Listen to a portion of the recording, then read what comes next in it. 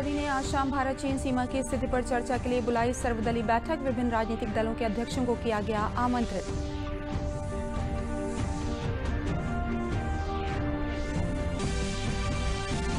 जम्मू कश्मीर के शोपियां और पुलवामा में सुरक्षा बलों के साथ मुठभेड़ में 8 आतंकवादी मार गिराए। अवंतीपुरा में आतंकी एक मस्जिद में छिपकर बैठे थे। सुरक्षा बलों ने धार्मिक स्थल की पवित्रता बनाए रखते हुए आतंकियों को मार गिराया।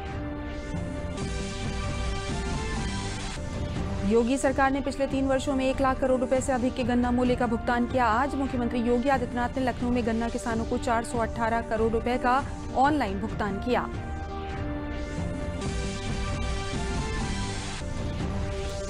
और उत्तर मध्य रेलवे प्रयागराज रेलवे स्टेशन पर हवाई अड्डे की तर्ज पर यात्रियों को स्टेशन पर प्रवेश देने के लिए बोर्डिंग पास जारी कर रही है। ये अपनी तरह का रेलवे स्टेशन पर पहला प्रयोग है। नमस्कार, मैं हूं तरन्नुम रिजवी। अब समाचार विस्तार से। प्रधानमंत्री नरेंद्र मोदी ने आज भारत चीन सीमा स्थिति पर चर्चा के लिए सर्वदलीय बैठक बुलाई है। शाम 5 बजे होने वाली इस बैठक में देश के विभिन्न राजनीतिक दलों के अध्यक्षों को आमंत्रित किया गया है। सभी राजनीतिक दलों के अध्यक्ष वर्चुअल तरीके से यानी कि वीडियो कॉन्फ्रेंसिंग के जरिए इस बैठक से जुड़ेंगे। बैठक में लद्दाख से लगी चीन की सीमा पर स्थिति और खास तौर से गलवान वैली में वर्तमान स्थिति की चर्चा की जाएगी। गलवान वैली में 15 से 16 जून के बीच की रात भारतीय सेना के 20 जवान मातृभूमि की रक्षा करते हुए शहीद हो गए थे। हालांकि इससे पहले उन्होंने चीन की सेना को भारी क्षति पहुंचाई थी, जिसमें भारी संख्या में उनके जवान मारे गए थे। प्रधानमंत्री नरेंद्र मोदी ने ऐलान किया है कि शहीद सैनिकों का बलिदान व्यर्थ नहीं जाएगा। चीन को सख्त संदेश देते हुए उन्होंने ये भी कहा है कि भारत शांति चाहता है, लेकिन भारत को उकसाने पर हर हाल में निर्णायक जवाब भी दिया जाएगा। इसके साथ ही उन्होंने ये भी भरोसा दिलाया कि भारत अपनी अखंडता और संप्रभुता की रक्षा करने के लिए हर परिस्थिति में सक्षम है। इस बैठक में पीएम मोदी इस बड़े मुद्दे पर न सिर्फ राजनीतिक दलों को जानकारी देंगे, बल्कि साथ ही आगे की रणनीति को लेकर चर्चा भी कर सकते हैं। प्रधानमंत्री नरेंद्र मोदी ने तेरापंथी आचार्य पंत श्री महाप्रज्ञ की जन्म शताब्दी समारोह को वीडियो कॉन्फ्रेंसिंग के जरिए संबोधित किया। पीएम ने अपने भाषण में आचार्य श्री के जीवन से शिक्षा लेने की सलाह दी। उन्होंने कहा कि आचार्य महाप्रज्ञ जी ने हम सबको एक स्वस्थ व्यक्ति, स्वस्थ समाज, स्वस्थ अर्थव्यवस्था का मंत्र दिया। आज की परिस्थिति में उनका ये मंत्र हम सबके लिए बहुत बड़ी प्रेरणा है। पीएम ने विश्वास जताया कि समाज और राष्ट्र का आदर्श हमारे ऋषियों, संत, महात्माओं ने रखा है। हमारा देश जल्द ही उस संकल्प को सिद्ध करेगा। उनका ये मंत्र था, स्वस्थ व्यक्ति, स्वस्थ समाज, स्वस्थ अर्थव्यवस्था। आज की परिस्थिति में उनका ये मंत्र हम सबके लिए बहुत बड़ी प्रेरणा है। आज देश इसी मंत्र के साथ आत्मनिर्भर भारत के संकल्प के साथ आगे बढ़ रहा है। मुझे विश्वास है जिस समाज और राष्ट्र का आदर्श हमारे ऋषियों, संत आत्माओं ने हमारे सामने रखा है, हमारा देश जल्द ही उस संकल्प को सिद्ध करेगा।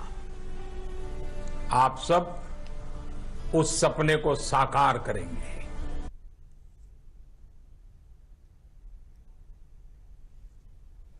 जम्मू कश्मीर में शोपियां और पुलवामा में अलग अलग आतंकी मुठभेड़ में सुरक्षा बलों को बड़ी कामयाबी मिली है। ऑपरेशन के दौरान सुरक्षा बलों ने 8 आतंकवादियों को मार गिराया है। अवंतीपुरा में कल से आतंकी एक मस्जिद में छिपकर बैठे हुए थे। धार्मिक स्थल की पवित्रता को बरकरार रखते हुए सुरक्षा बलों ने ऑपरेशन के दौरान किसी भी तरह से फायरिंग और विस्फोटकों का प्रयोग नहीं किया। सिर्फ आंसू गैस के गोले इस्तेमाल किए गए। इस कार्रवाई में सुरक्षा बलों ने 3 आतंकियों को ढेर कर दिया। वहीं दूसरी ओर शोपियां में सुरक्षा बलों और आतंकवादियों के बीच कल से शुरू हुए एनकाउंटर में 5 आतंकी मारे जा चुके हैं। वहीं सेना का एक जवान भी जख्मी हो गया है।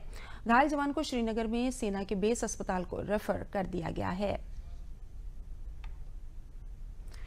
देश भर में 2 लाख से भी ज्यादा लोगों ने कोरोना वायरस को मात दे दी है। देश में रिकवरी दर 53.79% से भी अधिक हो चुकी है। वहीं अब तक 3,80,532 लोग इस वायरस से संक्रमित हुए हैं। वायरस की चपेट में आने से अब तक 12,573 लोगों की मौत हो चुकी है।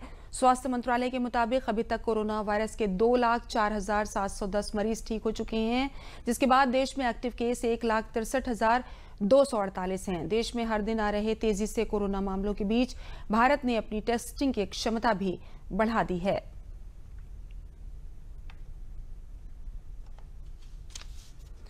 राजधानी दिल्ली को कोरोना महामारी के संकट से निकालने के लिए केंद्रीय गृह मंत्री अमित शाह न सिर्फ बड़ी बैठकें कर रहे हैं बल्कि कई अहम फैसले भी ले रहे हैं। गृह मंत्री के निर्देश पर दिल्ली के कंटेनमेंट जोन में स्वास्थ्य सर्वे का काम पूरा कर लिया गया है। 242 कंटेनमेंट जोन में घर घर जाकर 2,30,000 लोगों का स्वास्थ्य सर्वे किया गया। इसके साथ ही टेस्टिंग की क्षमता बढ़ाने के लिए रैपिड एंटीजन टेस्टिंग भी शुरू हो गई है। कल 193 टेस्टिंग सेंटरों पर 7,000 से भी ज्यादा लोगों का इस विधि से टेस्ट किया गया। उधर टेस्टिंग की क्षमता बढ़ाने के गृह मंत्री के निर्देशों का असर भी दिल्ली में दिख रहा है। यहां 15 से 17 जून के बीच यानी 3 दिन में 27,000 से ज्यादा टेस्ट हुए, जबकि पहले प्रतिदिन 4,000 से लेकर 4,500 ही टेस्ट हो पा रहे थे। आने वाले दिनों में टेस्टिंग की क्षमता को और बढ़ाया जाएगा। आम लोगों को राहत पहुंचाने के लिए निजी अस्पतालों में कोविड-19 के इलाज का रेट भी काफी कम किया गया है।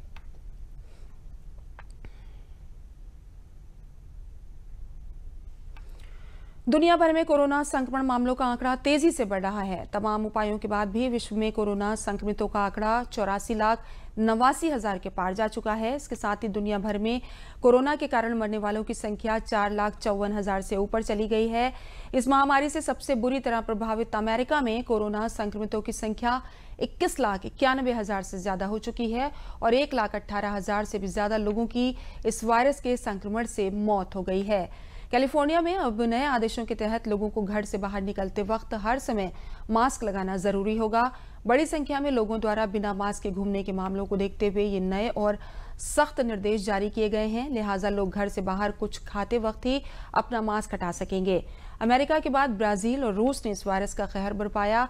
ब्राजील में जहां इस वक्त कोरोना से 9,78,000 लोग संक्रमित हैं, वहीं देश में 47,000 से भी ज्यादा लोग अपनी जान गंवा चुके हैं। रूस में 5,07,000 से ज्यादा लोग इस वायरस से संक्रमित हो चुके हैं और 7,650 लोगों की इस वायरस के कारण मौत हो चुकी है। रूस में रक्षा मंत्रालय द्वारा जारी एक बयान के मुताबिक कोरोना के असर को कम करने वाली वैक्सीन का मानव परीक्षण शुरू कर दिया गया है। 2 हफ्तों के आइसोलेशन के बाद 18 वॉलंटियर इस वैक्सीन के परीक्षण के लिए आगे आए हैं। आज मुख्यमंत्री योगी आदित्यनाथ ने गन्ना किसानों को 418 करोड़ का भुगतान किया। इसके साथ ही 3 वर्षों में 1,325 करोड़ रुपए के गन्ना मूल्य का भुगतान योगी सरकार ने किया है। किसी भी सरकार ने इतना भुगतान अपने 5 साल के कार्यकाल में भी नहीं किया। मुख्यमंत्री योगी आदित्यनाथ गन्ना किसानों के हितों के संरक्षण को लेकर शुरू से ही प्रतिबद्ध रहे हैं।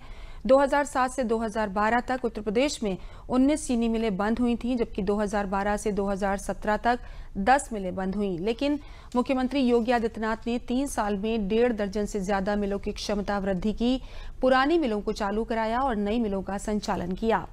गन्ना किसानों को अब तक का सर्वाधिक भुगतान समय पर करने का रिकॉर्ड भी सरकार के नाम है। प्रदेश में 48 लाख गन्ना किसान हैं। इनके हितों को ध्यान में रखते हुए लॉकडाउन के दौरान भी 119 चीनी मिलें प्रदेश में चलती रहीं। हर मिल से 25 से 40,000 किसान जुड़े हुए हैं। हर मिल 8 से 10,000 लोगों को रोजगार देती है। लॉकडाउन के दौरान इन मिलों के चलते रहने से इनकी आजीविका में कहीं कोई दिक्कत नहीं आई। इसका नतीजा है कि इस समय उत्तर प्रदेश गन्ना उत्पादन और चीनी उत्पादन में देश में पहले स्थान पर है।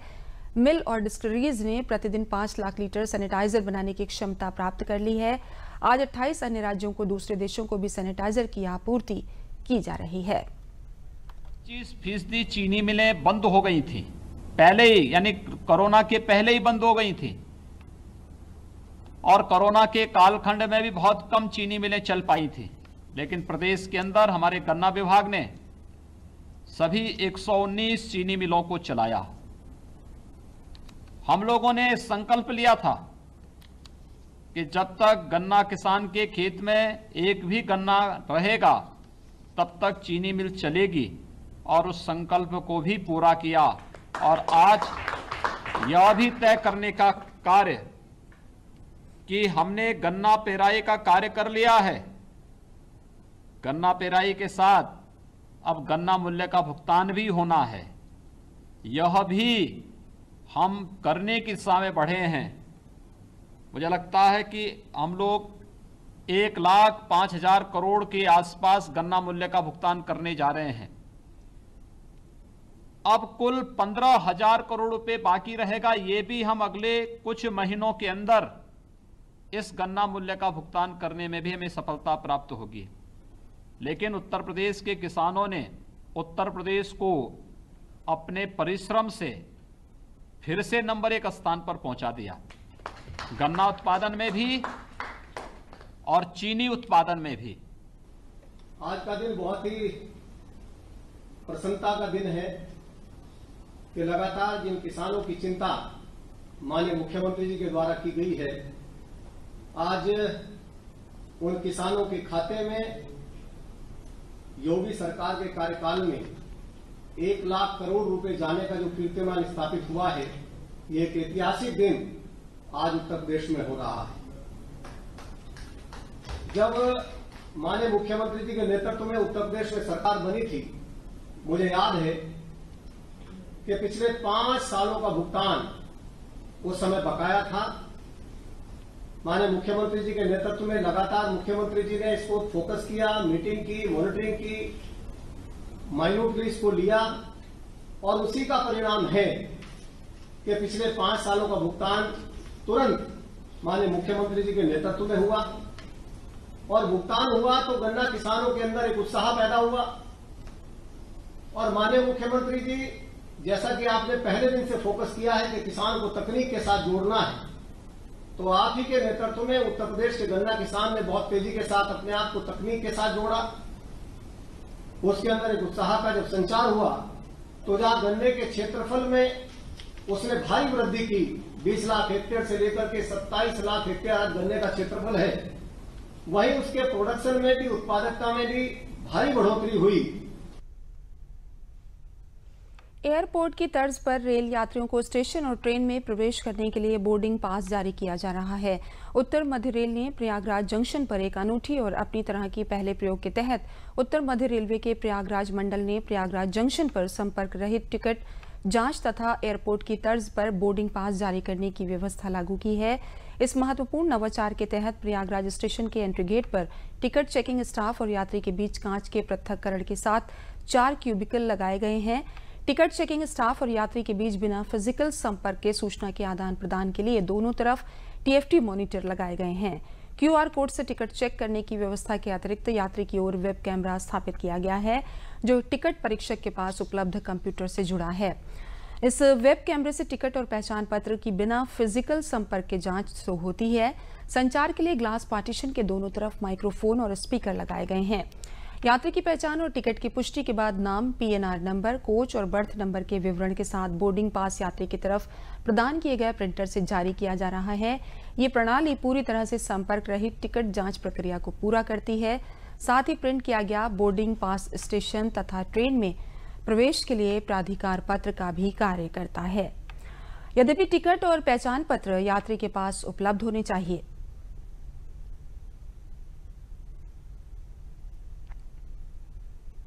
अभी कोरोना के संक्रमण काल में सोशल डिस्टेंसिंग को मेंटेन करने के लिए और कॉन्टैक्टलेस, इम्पॉर्टेंट चीज़ ये है कि कॉन्टैक्टलेस तरीके से काम करने के हिसाब से यहाँ आज प्रयागराज जंक्शन पे ये पहल की गई है। इसमें यात्रियों को अपना टिकट और अपना आईडी, इसको किसी को छुआने की ज़रूरत नहीं है, किसी को टच नहीं करना है। कैमरे के माध्यम से वो दिखाएंगे उसको और अंदर से उनका पीएनआर नंबर डाल के एक बोर्डिंग टिकट जनरेट किया जाएगा। बोर्डिंग टिकट जनरेट करने के पहले ये भी चेक किया जाएगा और कंफर्म किया जाएगा कि यात्री का जो बॉडी टेम्परेचर है वो सामान्य है, ठीक है।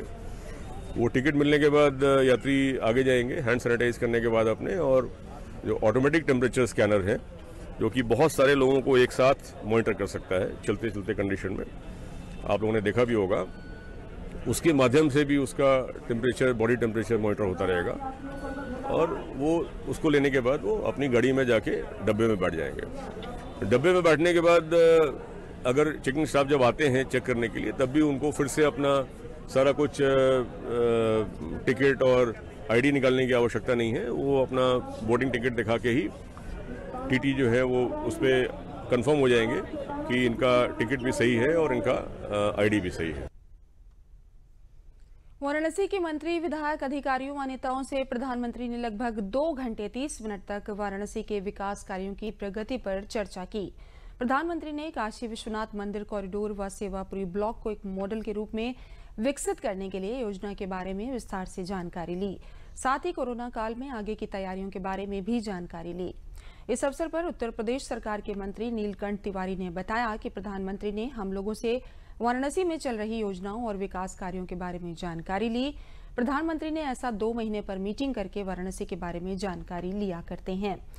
इस मीटिंग में वाराणसी के कमिश्नर दीपक अग्रवाल, डीएम वाराणसी के अलावा सभी एमएलए, एमएलसी, मंत्री मौजूद थे। सभी से उन्होंने वाराणसी के बारे में जानकारी प्राप्त की।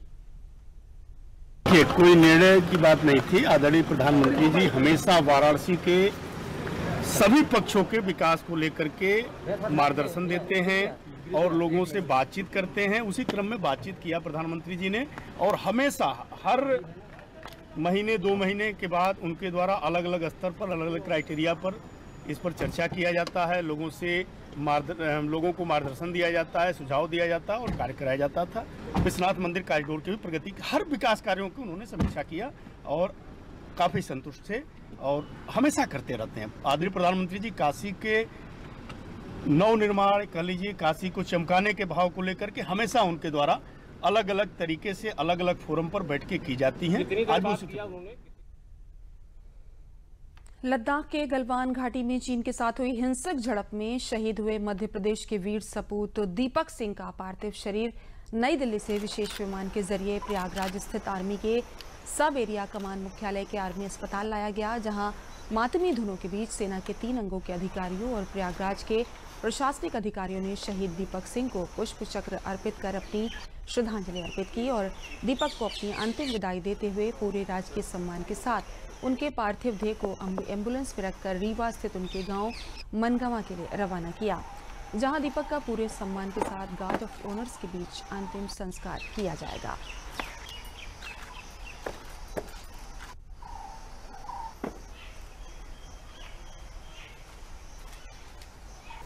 नायक दीपक सिंह जो कि रीवा डिस्ट्रिक्ट के रहने वाले हैं, उनके मॉर्टल रिमेन्स को श्रद्धांजलि अर्पित की है। यहाँ पर उनकी पार्थिव शरीर को कल रात को लाया गया एयरफोर्स के AN-32 एयरक्राफ्ट से और यहाँ पे मिलिट्री हॉस्पिटल प्रयागराज में रखा गया था। अभी सुबह 9 बजे सब area commander major general Lamba और अन्य आर्मी के अधिकारियों ने अपने श्रद्धांजलि अर्पित करी और उसके बाद अब पार्थिव शरीर को एम्बुलेंस में और आर्मी ऑफिसर्स एस्कॉर्ट के साथ रीवा ले जाया गया है। फतेहपुर में सांसद व केंद्रीय राज्य मंत्री साध्वी निरंजन ज्योति ने परिवार संपर्क अभियान के तहत फतेहपुर की विभिन्न विधानसभाओं में लोगों से मुलाकात कर मास्क और सैनिटाइजर वितरित किए। साथ ही लोगों को सोशल डिस्टेंसिंग को अपनाने की बात कही, जिससे अपनाकर हम इस कोरोना महामारी से अपने आप को सुरक्षित कर सकेंगे। उन्होंने चीनी सेना द्वारा किए गए हमले की निंदा करते हुए कहा कि हमें अपनी सेना पर गर्व है, शहीदों की शहादत बेकार नहीं जाएगी।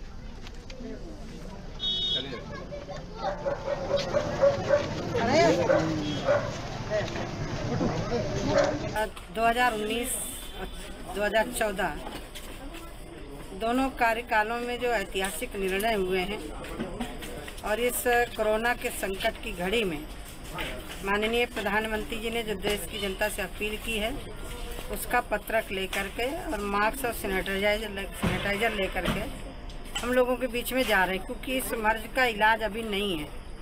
इसके लिए एकमात्र साधन है दूरी बना के, मास्क पहन के और जितनी भी सावधानी हो सके उसको बरतना चाहिए। मेरा तो मानना यह है कि जब किसी मर्ज का इलाज दवा नहीं होती तो उसके लिए सावधानी जरूरी है, क्योंकि भारत के अंदर माननीय प्रधानमंत्री जी ने जैसे कोरोना का एक मरीज आया था, तत्काल चिंतन शुरू कर दिया था और कैसे समाधान हो इसके लिए माननीय प्रधानमंत्री जी ने देश की जनता से आह्वान किया, लॉकडाउन लागू किया। उसी का परिणाम है कि भारत में बहुत कम है रेट। कोरोना महामारी को देखते हुए हर लोग घरों में हैं और अपना काम भी घरों से कर रहे हैं। बच्चों के स्कूल की पढ़ाई जहां डिजिटल तरीके से हो रही है, वहीं अन्य कामों में भी लोग इसका सहारा ले रहे हैं। ऐसे में वाराणसी में लोगों को योग की शिक्षा देने वाले डॉक्टर राजकुमार मिश्र भी लोगों की इम्यूनिटी बढ़ाने के लिए लोगों को ऑनलाइन वीडियो के माध्यम से योग करवा रहे हैं और प्रधानमंत्री की डिजिटल मुहिम को वर्तमान में एक बड़ा सहारा इसकी वजह से वो नियमित लोगों को योग के आसन व प्राणायाम करवा रहे हैं और घर पर ही रहकर लोग योग का प्रशिक्षण प्राप्त कर रहे हैं। योग का प्रशिक्षण देने वाले प्रशिक्षक डॉक्टर राजकुमार मिश्र ने बताया कि कोरोना संक्रमण को देखते हुए मैं ऑनलाइन वीडियो के माध्यम से लोगों को योग का प्रशिक्षण दे रहा हूं, जिससे उनकी इम्यूनिटी पावर बढ़ सके और वो कोरोना संक्रमण से बचे रहें। उन्होंने कहा कि प्रधानमंत्री द्वारा शुरू की गई डिजिटल मुहिम इस समय उनके बहुत काम आ रही है। योग एक जीवन शैली रही है, प्राचीन भारतीय विरासत है और यह जीवन पर्यंत चलने वाली प्रक्रिया है। इसको कभी रोका नहीं जा सकता है। इसलिए हम लोग इसको, जो दूरस्थ लोग हैं अथवा जो इच्छुक हैं व्यायाम करने के लिए, उनके लिए सोशल डिस्टेंसिंग का पालन किया जा रहा है और वे अपने घरों में बैठ करके ऑनलाइन भी योग का प्रशिक्षण ले रहे हैं। हमने इसको कभी बंद नहीं किया है, क्योंकि योग कभी बंद नहीं करना चाहिए। योग और प्राणायाम हम इंटरनेट के माध्यम से उनके घरों तक पहुंचा रहे हैं और वे स्वास्थ्य लाभ कर रहे हैं। इससे उनकी इम्यूनिटी पावर भी बढ़ रही है और वे अपने घर में बैठ कर के ही लोगों को संदेश दे रहे हैं कि हमें सोशल डिस्टेंसिंग का पालन करते हुए भी योग करते रहना चाहिए।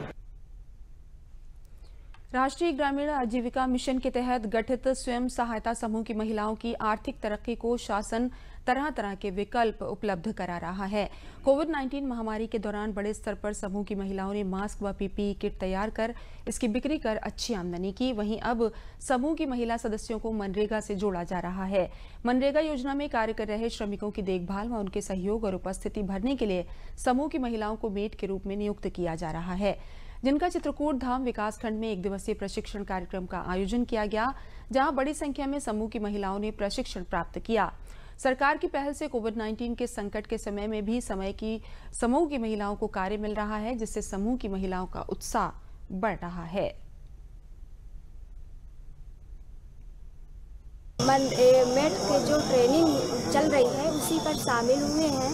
यहाँ पर हम लोगों को ये मनरेगा वाला काम सौंपा गया है, जिसमें आवास और ये तालाब की गहराई, तालाब बनवाना, मेड़बंदी करवाना, उनमें हम लोगों को 50 मजदूरों की देखभाल करना है, उनकी हाजिरी भरनी है, उनकी जो कड़ाही डालेंगे उनकी नापजोख करना है, उसी पर हमें देखभाल करना है। मेट के तहत जो है कार्यक्रम मीटिंग जो है स्थापित हो, इसके लिए आए हैं और जो है इससे जो है हमें सभी महिलाओं को जो है कार्य मिल रहा है, समूह की सभी दीदियों को। इससे हमारे समूहों में उत्साह बढ़ रहा है। हमें मनरेगा में जो है काम करने के तहत जो है 320 रुपये मिलेंगे और 50 जो है मजदूरों का जो है देख रेख करना पड़ेगा। सरकार को हम यही कहेंगे कि ये समूह बना के हमारे लिए बहुत अच्छा किए हैं, जिससे हमारे जो है बच्चों का भविष्य भी सुधर रहा है। हम लोग जो है अभी तक घर में जैसे बैठे थे, तो आज हम लोग एक तो निकल पा रहे हैं और जो है कुछ कार्य कर पा रहे हैं। मनरेगा विभाग से जो अभिसरण के माध्यम से हम लोगों को जो राष्ट्रीय ग्रामीण आजीविका मिशन है, उसमें मनरेगा मेट के लिए सूची उपलब्ध कराने के लिए बात कही गई थी। तो हम लोगों की तरफ से इसमें 194 महिलाओं को, जो विभिन्न सभी 5 जो हमारे विकासखंड हैं उनसे लिया गया है और 194 का चयन किया गया है, जिसमें 194 में से 5 विकासखंड स्तर पर इनकी ट्रेनिंग करवाई जानी है और जिसमें करवी ब्लॉक में ट्रेनिंग इसकी संपन्न करा दी गई है। और जो मनरेगा मेट जो चुनी जाएंगी, जो महिलाएं जो गरीब बीपीएल परिवार के नीचे से हैं, तो उनको प्रतिदिन के हिसाब से इसमें 320 रुपये की इनको जो मानदेय है इनका जो तय किया गया है, जिससे उनकी आय भी जनरेट होगी और आगे चल के ये इनको आगे बढ़ने का मौका भी मिलेगा। सरकार ने निर्णय लिया है कि जैसे कि काम चल रहा है, जिस वर्क साइट पर काम चल रहा है वहाँ पे इन जो श्रमिक काम कर रहे हैं उनका लेखा जोखा सही हो, सही से काम करें, उनकी देख रेख के लिए मेट की नियुक्ति की जा रही है और सरकार ने यह निर्णय लिया है कि जो हमारी स्वयं सहायता समूह की महिलाएं हैं वो बेहतर ढंग से काम कर सकती हैं। उसी के तहत यह प्रशिक्षण कार्यक्रम है, मेट के रूप में इनका चयन किया जाएगा और इनको प्रशिक्षित करने के लिए यहाँ पर बुलाया गया है। भारतीय डाक विभाग द्वारा श्रमिकों और नौजवानों के लिए रोजगार के नए अवसर प्रदान कर रहा है। भारतीय डाक सेवा द्वारा इस संकट की घड़ी में सरकार द्वारा लोगों को अपनी रोजी रोटी चलाने और परिवार के भरण पोषण के लिए रोजगार के अवसर प्रदान कर रहा है। इसी कड़ी में department of post, ministry of communication and IT Prayagraj के senior superintendent of post office Sanjay D Akhade ने बताया कि भारतीय डाक सेवा द्वारा शहरी और ग्रामीण क्षेत्रों में अलग अलग इंश्योरेंस के काम शुरू किए गए हैं, जिसमें डाक जीवन बीमा और ग्रामीण क्षेत्र के लिए ग्रामीण डाक जीवन बीमा योजना शुरू की गई है। डाक बीमा योजना में किसी प्रकार की कोई हानि लोगों को नहीं होगी और लोग एक रोजगार प्राप्त कर सकेंगे। उन्होंने कहा कि इस काम को करने के लिए लोग आमंत्रित किए जाते हैं।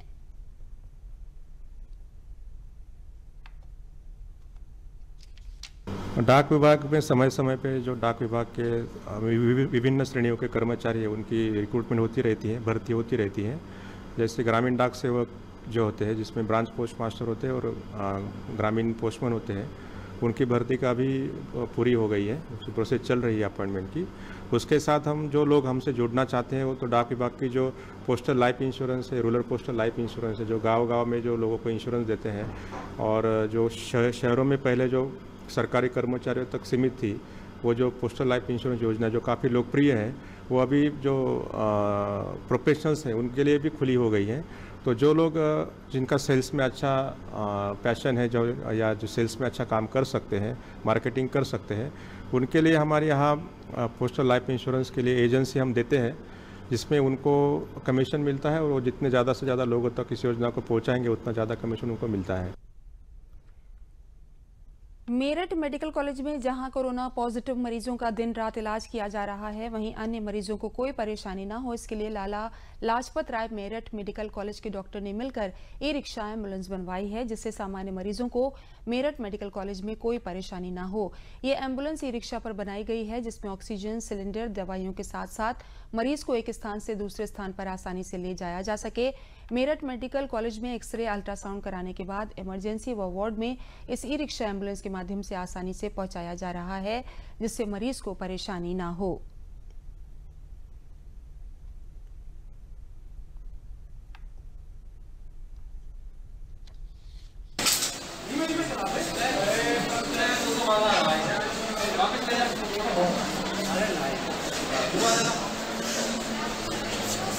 हमारे यहाँ इमरजेंसी से जो जांचें होती हैं, CT MRI होता है, उसकी दूरी काफ़ी है। या जो पेशेंट यहाँ से इमरजेंसी से किसी वार्ड में शिफ्ट कराए जाते हैं, उसकी भी दूरी काफ़ी अधिक होती है। उसके लिए हमें मैन पावर की भी बहुत अधिक ज़रूरत पड़ती है।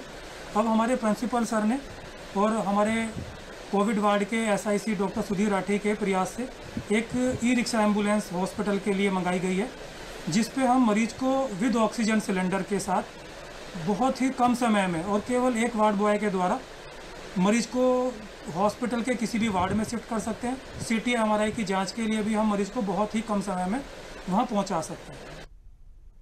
बाराबंकी जनपद में कोरोना संक्रमण और लॉकडाउन में लगातार प्रदेश सरकार कामगारों मजदूरों के लिए रोजगार देने के अवसर तलाश रही है। इसी क्रम में सरकार ने प्रदेश के कुम्हारों के लिए माटी कला की अलग से योजना बनाकर कुम्हारों को मिट्टी के बर्तन दिए और कुल्हड़ बनाने के लिए प्रशिक्षण देने के साथ चाइनीज मूर्तियों व उत्पादकों से टक्कर लेने के लिए सरकार कुम्हारों को पग मिल, इलेक्ट्रिक चाक, दीपक बनाने वाली मशीन और मॉडर्न डिजाइन की डाई मुफ्त उपलब्ध कराने के निर्देश दिए हैं, जिसकी प्रक्रिया शुरू हो चुकी है। इस संबंध में कुम्हारों का कहना है कि नए नए प्रकार के मिट्टी के उपकरण बनाने का प्रशिक्षण देकर सरकार हम सभी का जीवन संवारने का काम कर रही है। हम लोगों के रोजगार में सरकार बहुत मदद कर रही है। हम लोगों को एक बार फिर से आस जग गई है कि हमारा रोजगार फिर से शुरू होगा और हम लोग अब परिवार का खर्च चला पाएंगे। प्रदेश सरकार अच्छा सहयोग कर रही है। सरकार को बहुत बहुत धन्यवाद। हम लोगों का रोजगार बंद होने के कगार पर पहुंच गया था। सरकार ने माटी कला योजना का गठन किया है। हम लोगों की ट्रेनिंग देने का कार्य शुरू हो गया है। नए नए डिजाइन। इसी के साथ समाचार समाप्त हुए। नमस्कार।